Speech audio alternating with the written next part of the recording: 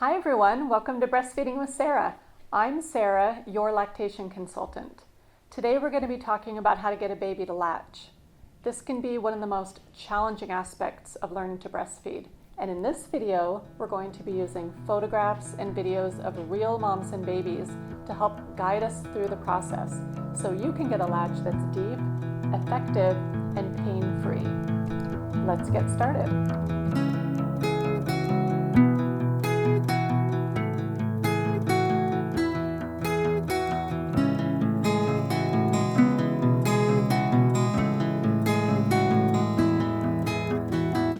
All right, let's get started learning how to latch your baby. Now, an important thing to know from the beginning about breastfeeding is that babies don't nipple feed like they do on a bottle, they breastfeed. A shallow latch from nipple feeding is the most common cause of a painful and ineffective latch. Check this out. When babies are latched on deep enough, their tongues will be compressing the areola, not the nipple. There will be no pain and no nipple damage or compression if your baby is latched properly onto the areola. If the latch is deep enough, this also gives babies the ability to transfer full feedings at the breast to get enough to eat and facilitate breast drainage to support milk supply. This is because compressing the nipple does not actually drain the milk ducts well. The milk ducts lay under the areola, so compression of the areola makes the milk flow effectively. There are a variety of different positions to latch babies in, and the basic principles of latching apply to all of the different positions. Let's take a look. Babies need to be positioned right up against the mother's body so there is no space between the two. The baby's body needs to be as close to the mother's body as possible with their head, shoulder, and hips all in alignment. Their head should line up so they are nose to nipple and mouth to breast. This ensures that when a baby latches, their tongue will land on the areola for a deep, pain-free, and effective latch. A baby's mouth will be widely latched around the areola, and this image shows the wide angle of the corners of the mouth in a good latch. The original breastfeeding position for humans is the laid-back hold. The laid-back hold allows the newborn baby's innate reflexes to guide them to latch themselves. It also serves to naturally align baby in the ideal orientation to the breast and nipple to latch on deeply, so you can get a latch like this. Let's watch a video of this mom and baby learning to latch in the laid-back hold. So would you be interested in trying the laid-back hold today? Sounds great. Okay, so you have a really great place to do this where you can lean back and have your feet stretched out. So I'm going to make sure you have some good back support. So put this here and then lean your body back and shift your hips forward a little bit. And bring your baby up against your belly. Your tummy to tummy together, elbows under your breast.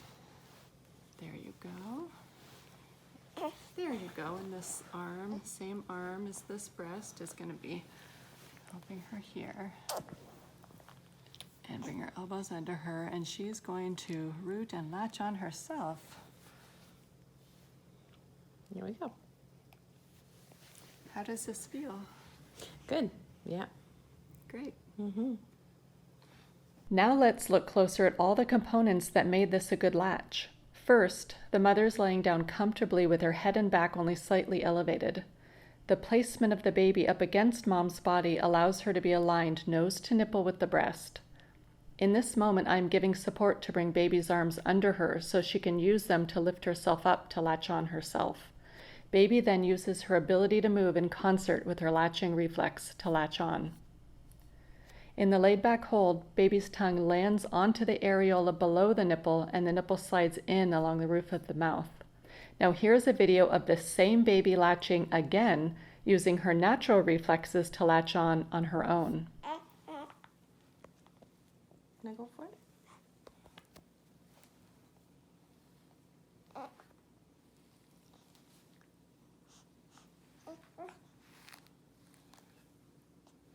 Oh, almost.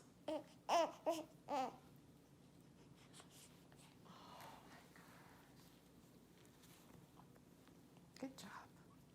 If you're nursing in a rocking chair, put your feet up and scoot yourself forward on the chair to bring your body into the laid-back position. If you need to give your breast support to align with your baby's body, you can use your opposite hand to reach over and pull the breast up just enough So it's nose to nipple for baby, so they can latch on like this.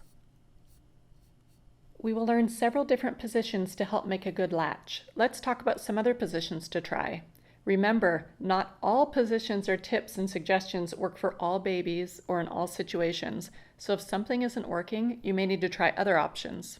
The cross cradle hold is a position to use as an alternative to the laid back hold and can be a useful way to provide extra support and guidance to baby in learning how to latch on properly. Remember, however, all the same basic principles apply in the different positions so babies latch deeply. In this picture, we see the cross cradle hold.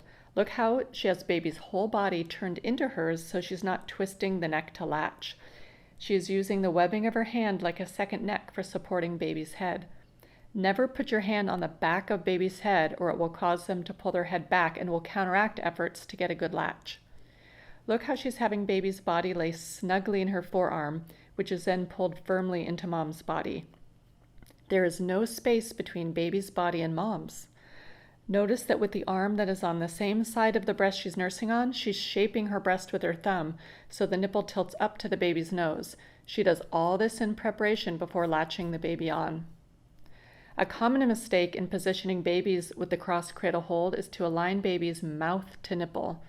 Here's an example of me helping show how to position the breast so the nipple tilts up to the baby's nose. Align baby nose to nipple, mouth to areola. Tilt your nipple up to the baby's nose so that when they latch, their tongue will land onto the areola, not the nipple. Notice she only uses her thumb to tilt the nipple up toward the nose.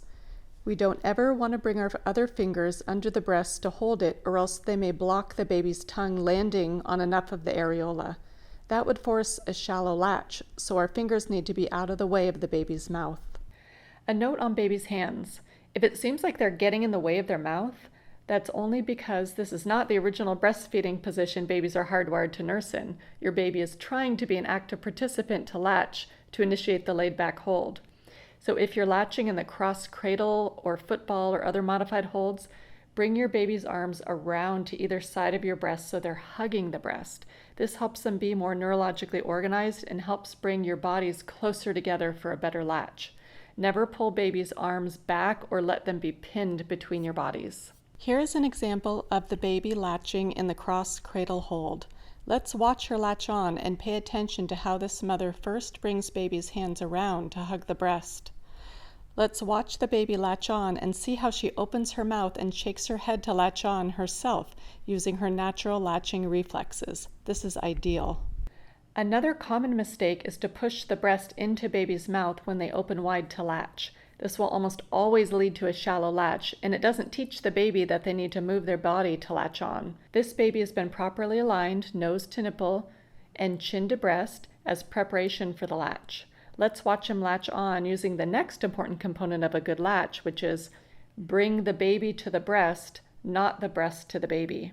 This video is a great example of mom bringing baby to the breast to land properly onto the areola. The football hold is another option to use to give more support to the baby's process of learning to latch.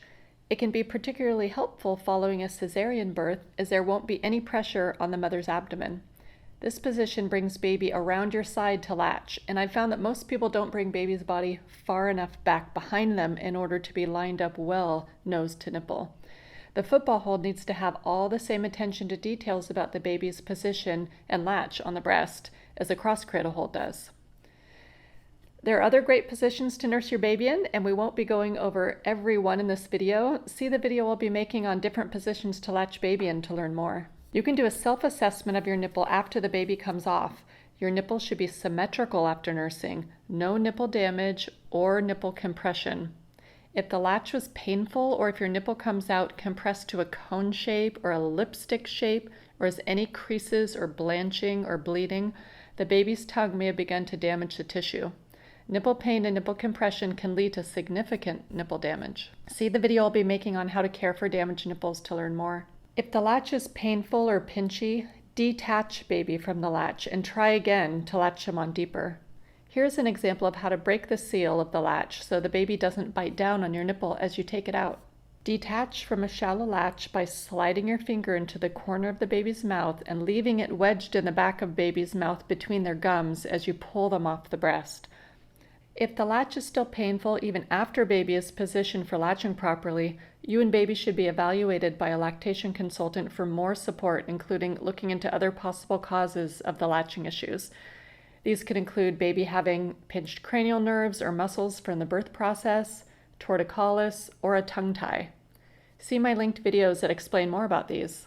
I'll put links to resources below on how to find a lactation consultant in your area. If your baby is not able to latch at all, even after trying what you've learned in this video, you should both be seen immediately by your medical providers and be seeing a lactation consultant in person for more individualized support. You can also watch a video I'm making in the meanwhile on how to feed your baby and keep up your milk supply until baby is latching well. I'll put links below on how to find a lactation consultant in your area. I'd love to read about your experiences with latching in the comments below. Also, sharing your breastfeeding story can be a powerful way to give support to others. Please like this video and subscribe to join the Breastfeeding with Sarah community. Subscribing also lets you get notified when new videos come out, and it greatly helps this channel be seen by more people. Thank you for watching. Wishing you a happy breastfeeding journey.